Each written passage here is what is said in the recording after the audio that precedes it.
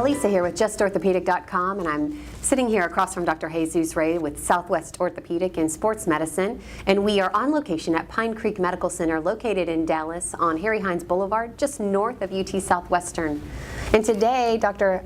Rey is going to be giving us some very valuable information because you're going to be talking about a subject matter that I don't think most people are familiar with. And I know you brought a little bit of a visual to share with us today, but could you tell us what shoulder impingement syndrome is? Absolutely.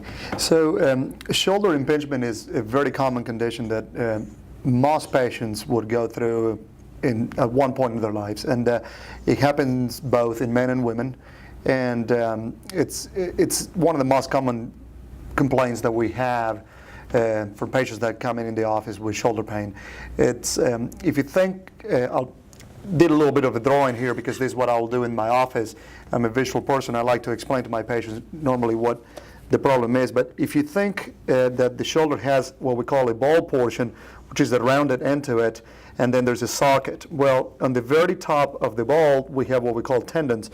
Those are called rotator cuff tendons. And on top of that, we have another portion of the bone that is called the acromion that belongs to the shoulder blade and the clavicle. Well, impingement means that the tendon, which is in between the ball and the acromion, can get pinched. And there are different reasons as to why that can occur. The most common reason is that, or cause, is that patients over the years will develop little bone spurs.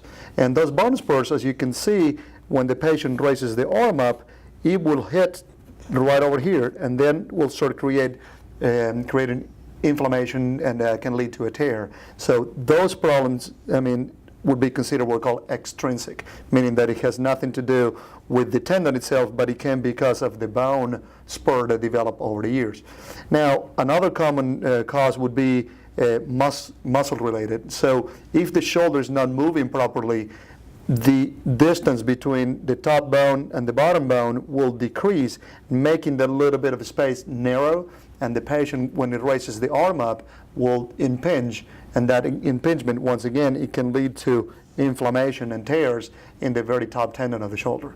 That's a condition that was described by a very famous surgeon in New York, and then he made it very popular, and we treat it almost daily in our orthopedic office. So what are some of the treatment options for this? Yeah, the treatment options consist of, obviously, like any inflammation, you want to take some anti-inflammatories. And most patients will take some oral over-the-counter anti-inflammatories. In some resilient cases, you want to maybe order some stronger medications. Some patients may require what is called a steroid injection into the shoulder area, and that tends to help with the inflammation. You also want to use other modalities like ice or heat, and you may want to instruct your patient in performing a course of physical therapy, which does not have to be necessarily a formal physical therapy at a therapy place, but for some patients that may be indicated, but for the most part, most patients can do therapy on their own. I'd usually give my patients a set of exercises, and as long as you have a determined patient and wants to get better and is willing to undergo those exercises, then by all means, that tends to be very effective. Thank you so much, and thank you for being with me again today.